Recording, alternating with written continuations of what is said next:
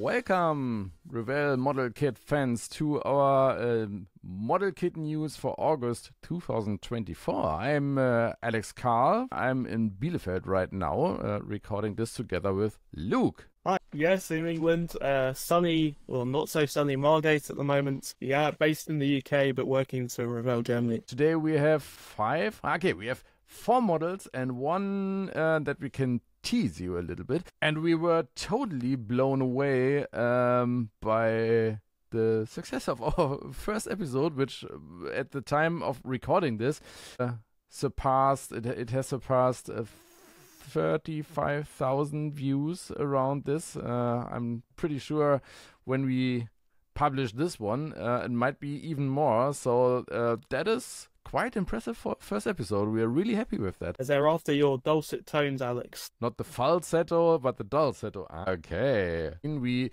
switch things around a little bit in this episode. We show some videos, we show photos of models. We don't have videos yet. In the end, as I said, we have a little teaser for you. And after that, we have some housekeeping and some feedback from you, from the model building community that we get through YouTube, through the Revell community forum and things like that. So I would say we could start. This is what we are going to be talking about: complete models and the products that you can buy soon. And here Luke can tell us a little bit about what we have in the end. Yeah, so we'll be looking at the F-35.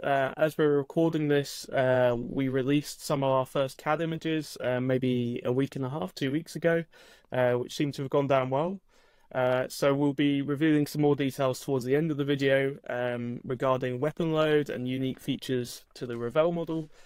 So stay tuned. But we start also with an airplane, which is I think a really beautiful one. I can remember that as a child, my parents and me, we traveled with Condor Airlines at least 2 times on vacation.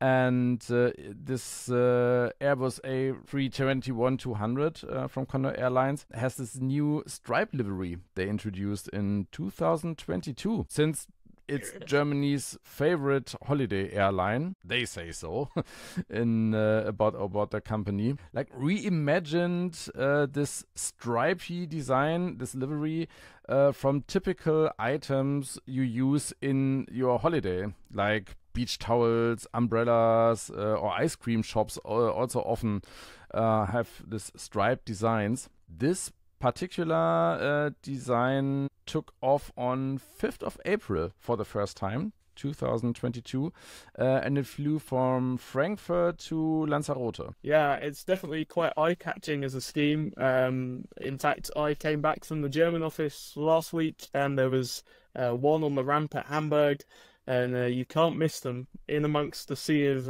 white and white aircraft with special tails. A whole aircraft painted up, quite stripy. It's hard to miss. The stripes you paint, right? Yeah, you have to paint them. And the decal sheet would be enormous if we included them.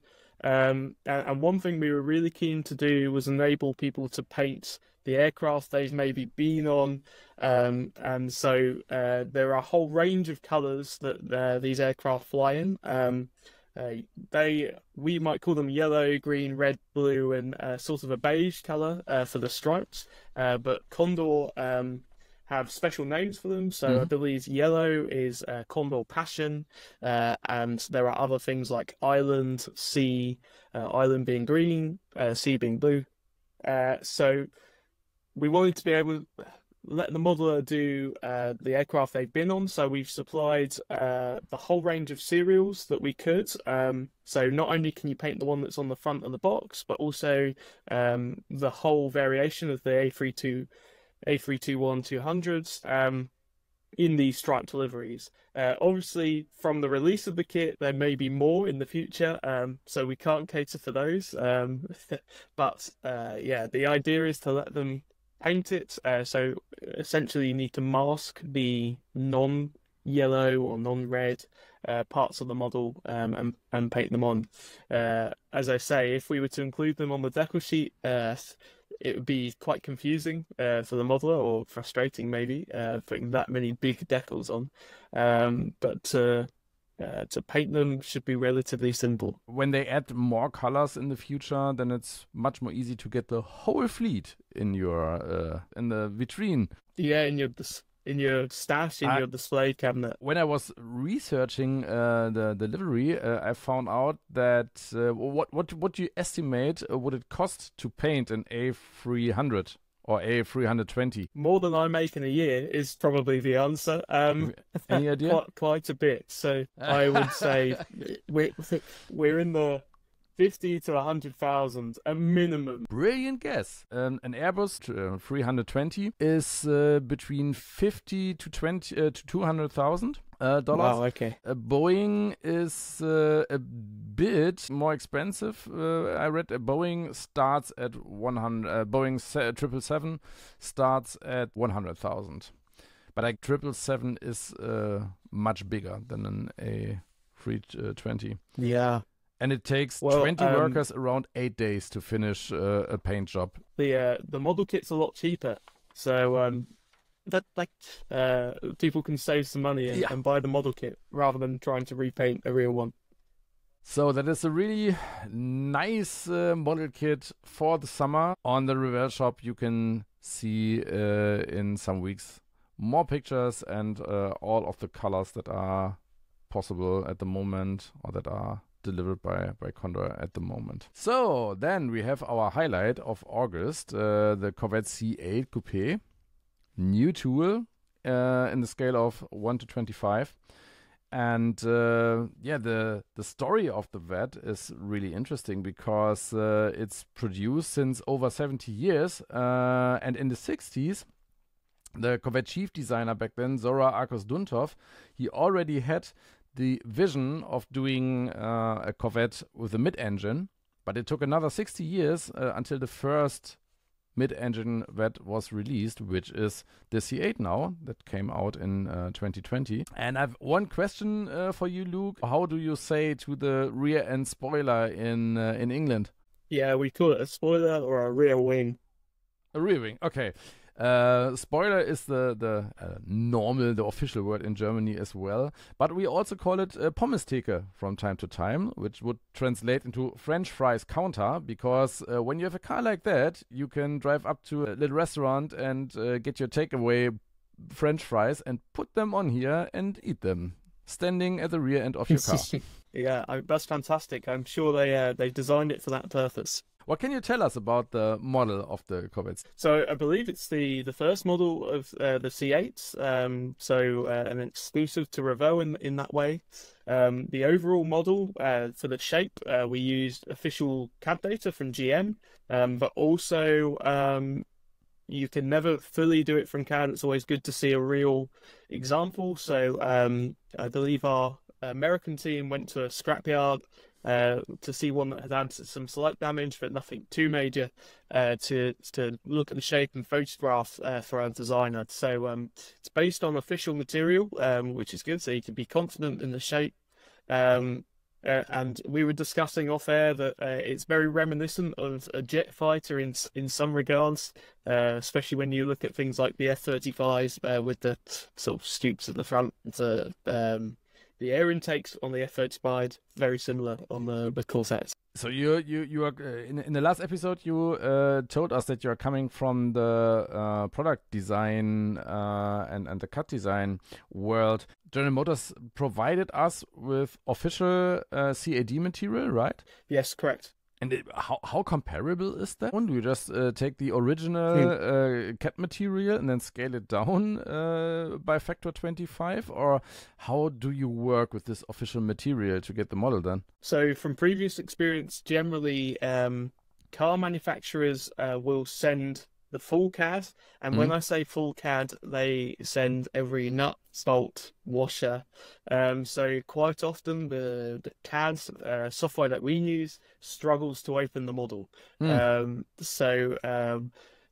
files are so huge, and the car manufacturers have far more powerful systems than us model makers. So quite often it needs a bit of back and forth to make sure that we have the shape data, but not every ancillary part that maybe we don't need. Using the CAD is important, but unfortunately it's not a case of just scaling down. We use the CAD as a basis to design over the top, because plastic injection molding design is different to car panel design. We have to do a fair bit of work to scale it down by 25, increase thicknesses. That's where the real challenges come in. Where a car panel might be 1 millimeter, 2 millimeters in some places, if you scale that down by 25 times, you end up with something that can't be injection molded. So there's a lot of work that goes into, you would say, beating up parts to make them possible in plastic at 25 scale. So that's where the challenges of scale come in. Trying to trick the eye where things have to be fitter than the real thing would be, but trying to make them look realistic. So unfortunately, it's not a case of press a button and scale down the CAD. There's a lot of work that goes into it after. This particular design, the model kit is designed so that you can build it right-hand and left-hand driving? Depends on the car model. So if it's just a case of changing the cockpit around, then it's not too much. It's just including extra parts or extra locations. The problem comes when there's more stuff going on underneath the car to make that possible. So relatively simple in this case. So if you're in the UK, you can model it on the correct side, and the rest of the world, they can do it on the wrong side. So it's a nice option to have to be able to do both. And it's a reason to buy both. Two of them. This one, we can see it on the package here. It's level 3, so it's quite suitable for beginners, right? Yeah, definitely. The part count isn't too high. Below 150 parts, which is good. Still very detailed, but we're not talking like some tank kits and things that are 500, 600 parts. This is relatively low, so suitable for the expert car modeler, but also people who are getting into the hobby, which is good. Yeah, we already talked about the fighter plane reminiscence and the inspiration from fighter planes. When you take a look at the cockpit, as I said it, you can also switch this to the right side, the right and correct side, as Luke said. You see some inspiration from fighter planes here as well. Yeah, definitely. It looks like you're in the cockpit as a Typhoon, an S-35, or an F-16 for our American follies. I should correct myself, and obviously it's an American car, so the left in this case is definitely the correct sign. But hey, we're in the UK, so we like to be right. Yeah, and here we have the mid-engine, beautiful engine, V8, 6.2 liters, LT2. And our American colleagues were able to visit one of these engines separate from the car, to measure and photograph it, so that we could accurately recreate it. So that's fantastic. One of the most interesting things of the Corvette C8 is the price. The really, really fair price for a supercar like this. It starts at under $60,000, and you get a lot of car for that price. Of course, you get a lot of model as well in the model kit. Yeah, we should say our model kit's not £60,000. The real car is. But the model's competitively priced as well, especially for being the first one on the market. So yes, that's our salesman speech then. Yeah, you get the multi-piece GT2 seats inside. You get the rims and the wheels in multi-part. The roof here, the black roof, is a decal, so you can decide if you want the black roof or if you want to keep it red. And one other funny thing I realized when I looked at the picture for the first time is the license plate, which is Lippe here. The LIP is the region, which is next to the region we are here in Bünde and Bielefeld. And this also translates, this is one of the regions where people here, as we think, they cannot drive. because it's more of the countrysides and they often drive really slow. So it's funny to see the LEP on a vet. And to make a little bit of fun about the people, we translate this in Landei in Panik or Landwirt in Panik, which means something like farmer in panic. For me, it was particularly funny to see this license plate on the car. To give an insight into number plates, it's always a challenge when picking number plates for cars or models. You can never pick randomly. Sometimes the licensor has an input. Sometimes there might be a cool number plate that you want to use, but you have to get permission from the owner. The legality of it, we're not so sure, but it's always good to speak to the person who owns it, just in case they get annoyed that you've used their number plate. So quite often, in previous times, we had to find fictional number plates or ones that are realistic, but maybe like the show model number plate. So just to say Corvette. So there's a whole conversation that maybe people don't realize when you're picking the decals for the cars. You have to be quite careful. Yeah. And what is interesting when we switch to our next product, which is also a kind of 50 years anniversary product again, is the Lamborghini Countach LP500S, which is the original Countach was released in 1974, so it's kind of an anniversary model again, but the LP500S was produced starting in 1982, I think. I did a mistake in the last episode as well when I said the Porsche 911 G convertible was released in 1974. It was released in 1982 or 83. Somebody pointed out in the comments. I meant the whole G series back then, and here it's almost the same. The series of the Lamborghini Countach was released in 1974.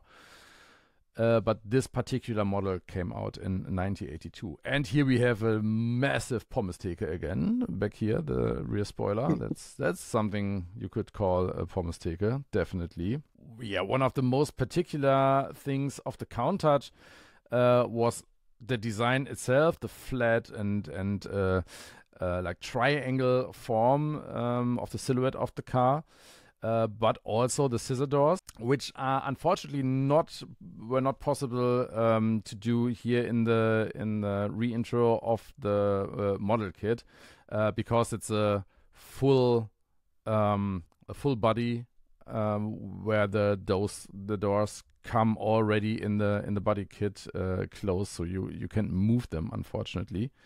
But I was asking myself, how much work would it be for a product designer to alter an older kit like that, and like say, okay, now we want to have the scissor doors and we alter the whole model kit. Yeah, it's the answer is it would be very difficult and cost a lot of money. That's the key thing. So in this case, the original monogram tool, you know, where you're saying the doors are molded into one piece, you essentially wouldn't modify those. You'd create new sides, because it would be too much work to change the molds in such a way that there was sort of a cavity where the doors were, and then creating the new door parts. You'd be better off starting again.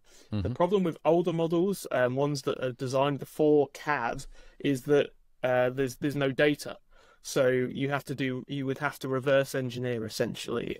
So with 3D scanning, you would scan the parts, maybe the mold, but generally the parts. And then it would be a lot of trial and error to try and get the parts to fit well with the existing parts. You would have to design some new. But on the issue of the scissor doors, it's a real challenge for car models because there's a lack of connection between the parts. So trying to make them stable and they're not always snapping off is a real challenge. Sometimes you resort to maybe putting in extra reinforcement or extra location that might not be there on the real thing, but trying to hide it as much as possible.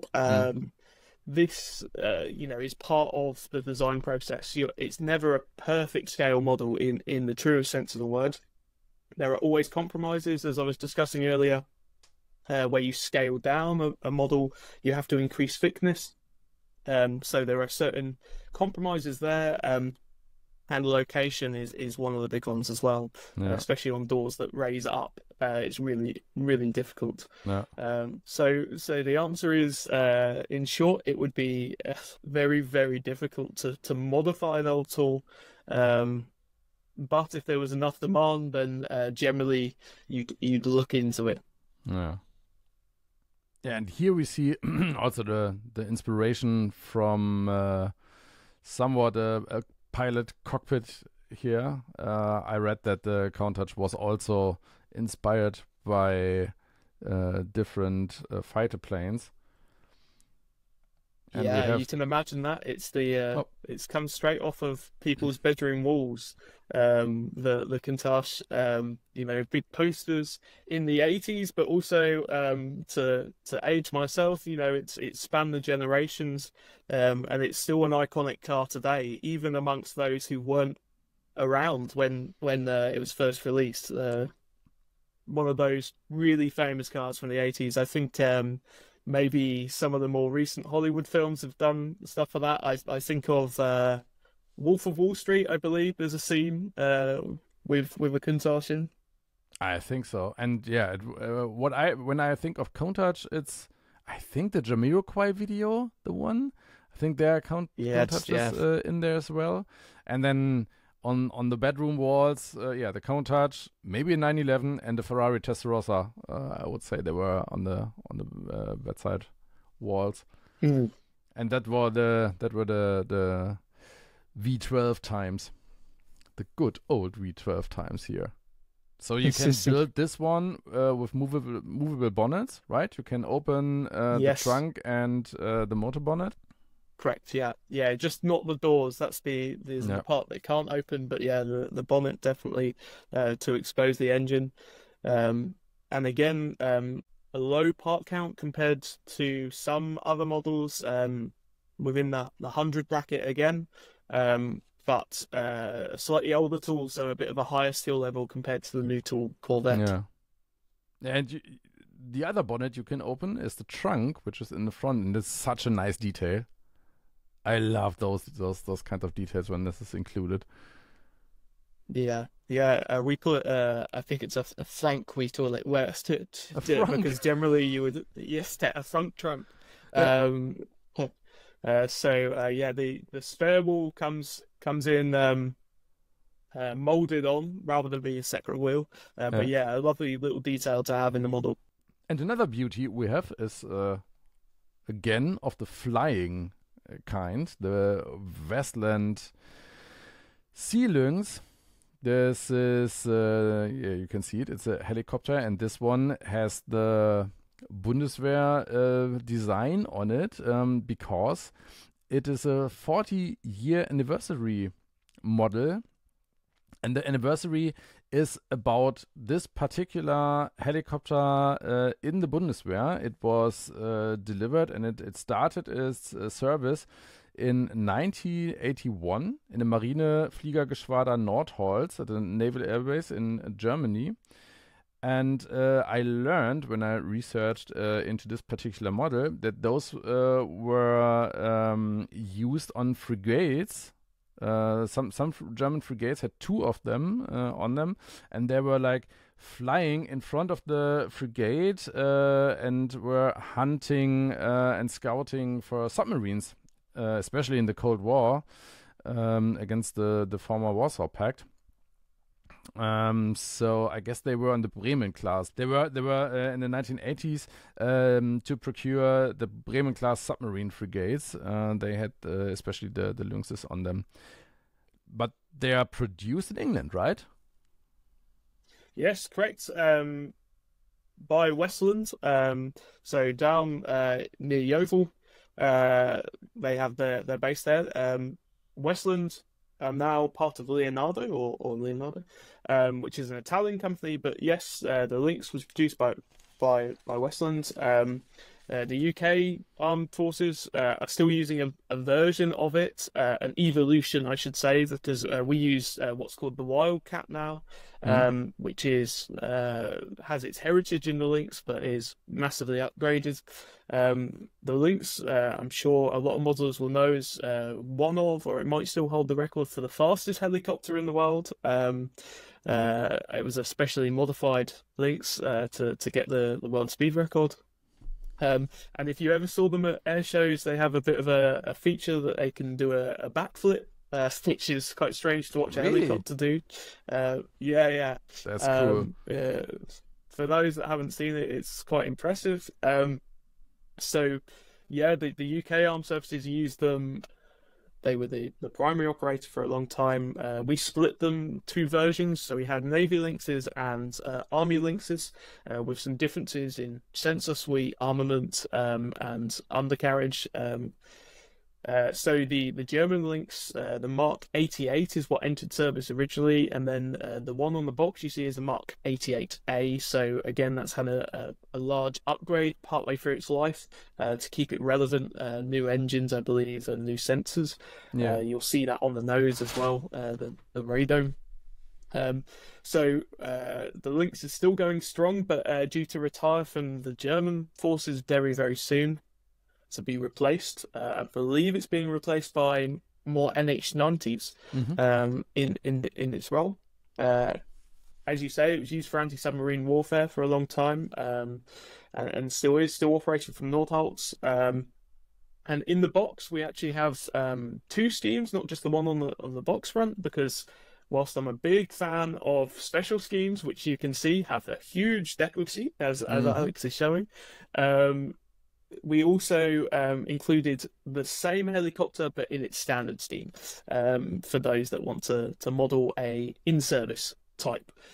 So one of the unique features of this model kit is that there are 2 decal sheets, because we couldn't fit all the decals onto one. So you'll be treated to a lot of decals. The first one focuses mainly on the special scheme, with all these variety of colours, and it just takes up a lot of space essentially. And then the second one is more of the standard stenciling and markings. So up on the screen we have the 40-year anniversary Lynx, which shows you the impressive colour scheme, showing the ship at the back and a special 40-year sort of logo, but also most importantly a Lynx. It's just in case anyone was confused as to what cat was on the side. Meow. And then for the second scheme we also have the standard one, which I think we can show the side profile of. So very similar to the original scheme, the sort of white underside and grey top. The anniversary scheme is a sort of evolution of that. So generally we ask the modelers to paint the standard scheme and then apply the the decals on top of it. Awesome. Yeah, and then we already come to the end of this episode and to this special treat Luke promised us, which we have here in its beauty. It's not that secret anymore. What do we see here? We see an F-35, right? Yes, so as I said at the start of the episode, a couple of weeks ago now, we released our first CAD images of the F-35. So we announced it way back at the start of the year, maybe late 23, and not much happened for a long time. So we were very keen to show the progress so that it's not one of those model kit projects that has disappeared into the ether. So the CAD is now complete. We announced that a couple of weeks ago. But what we didn't show was the weapon load and discuss some of the more special features that make it unique compared to some of the other offerings. So you'll see on this image the weapon load that it carries. We were really keen to include a lot of weapons. So we've gone with the beast mode configuration, using JDAMs, the AIM-120s, the Sidewinders, and the Paveway 2s that are used. There are additional JDAMs as well, so that they can be mounted on the pylons, not shown in that render. I believe there's another 2.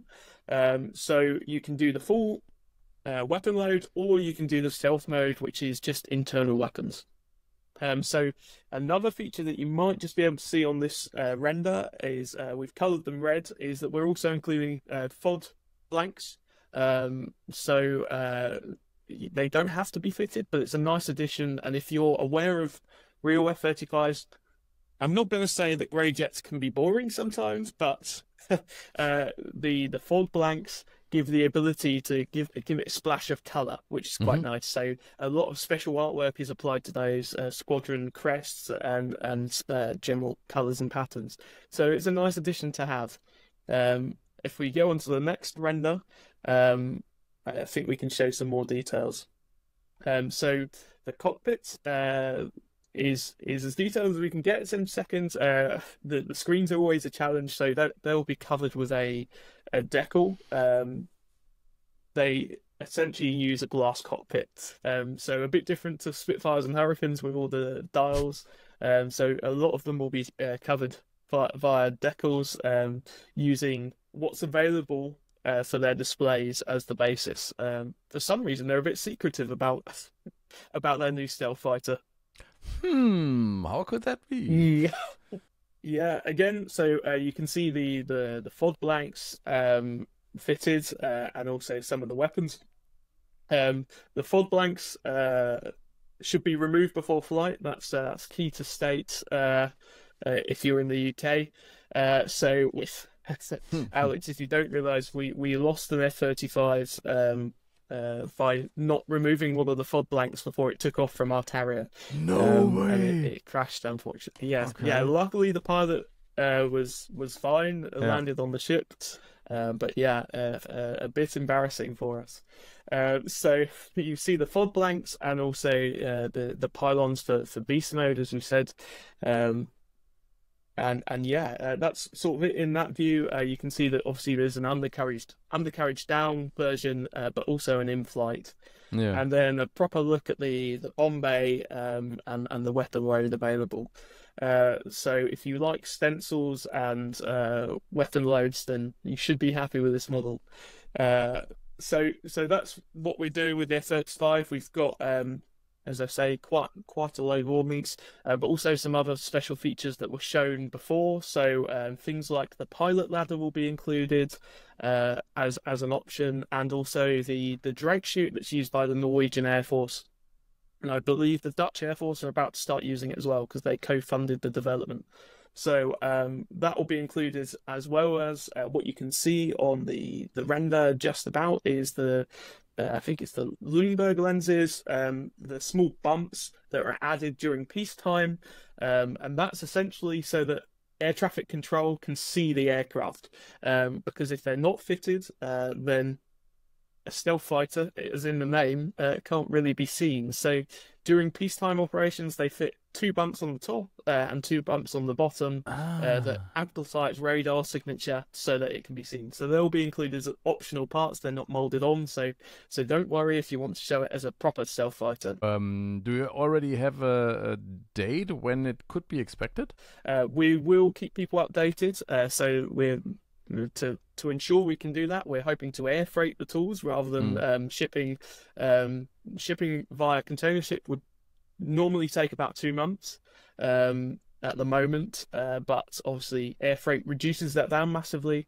But with the CAD being done and the tooling underway, we're at a point where we have to take our hands off and just let the tool shop do their job, and remind them that we need it quickly. So watch this space for more updates. Okay, so thanks for this second episode. First of all, thanks to you for your amazing, encouraging feedback and comments. That makes doing this kind of format even more fun, I would say. Also reading the comments under the videos. But of course, we had some constructive feedback as well. Some of you mentioned our offices. Like, okay, Luke's office looks really, really clean and model builderish. I'm here in my podcast recording studio for German podcasts most of the time. And in my office where I work, is really my workspace. And some of you asked, what is this tiny space? And yeah, that's it. So I'm not that often in Bünde as well. I work from here most of the time, but we are already planning in the future that we could record one or the other episode together in person in Bünde. Later that year when Luke comes over. And on the other side, sorry for my a little bit bumpy English. I'm working on that as well to be better prepared and to not to have to find the words, but that's how I talk in German sometimes also, so that I have to think a little bit. But hopefully this episode already was a little bit more easy to listen to you. The funny thing was the most comments about my NATO English or my accent came from German people, not from international people. Well, Alex, your German is a lot, your English is a lot better than my German. So yeah, I think you're forgiven. It's very good. We can switch it at one time, but we give you a little bit more time. Yeah, and some German viewers also said they would like us to do the show in German. We will see what we can do about this. We have a few ideas for all in the German model builder community. There's the blog, of course, where all the new models are discussed and where the originals are also discussed. And we have our podcast from time to time, which is not a news format, but there we go in depth in several model builder works and portfolios. Yeah, but here we said, okay, it's a lot of work to produce video, so we produce it for the largest audience, and that's doing it in English. And when Luke joined Revell, it was a no-brainer for us to say, okay, let's do this in English. Yeah, I think the challenge at the moment is trying to convince my colleagues to get behind the camera, or get in front of the camera, I should say. So yeah, we need to do some work to convince my German colleagues, and then we can do videos in German. We are working on that as well, yeah. Yeah. And of course, some of you mentioned the re-intros. We understand a lot of you want highlight products, you want new tools. Of course, you will get more highlights. But for one side, in August, in the summer, it's like in the cinema. You won't get the biggest blockbusters in the summertime, as we call it in Germany, the Sommerloch, the summer hole. But later in the year, there are several highlights still coming. And we are working on an idea about the re-intros, and we hope that we can tell you more about this in autumn and fall. And maybe, Luke, maybe you can, I don't want to put you on the spot here, but maybe you can give us a little outlook, a little forecast, what is coming later in the year. Is there anything you can talk about besides the F-35? Well, yeah, I can give you an insight into aircraft and space. My colleagues, the ones that are showing from the camera at the moment, will have to give you more on the other parts. For me, we have a few products coming later in the year, things like the Platinum Edition B52, so we're currently working on that, and also we have a few other products, another Lynx, but second scale, a reboxing of that. Quite aptly for me, we have the BA146 coming out in an Air UK livery. I say quite apt because it was my first product, so almost like announcing that the British had arrived. We had the UK livery on the back of the BA146, and also some Flying Ball products coming out very soon. We're currently working with the licensor to get those approved. So yeah, watch this space. There's some more products as well, but I won't spoil the next few shows. Yeah, you better not. So it's okay. Thank you all for watching. See you next month. And Luke, looking forward to talk to you about the September products in 4 to 5 weeks. Perfect. Right. See you then. Thank you. See you. Bye-bye.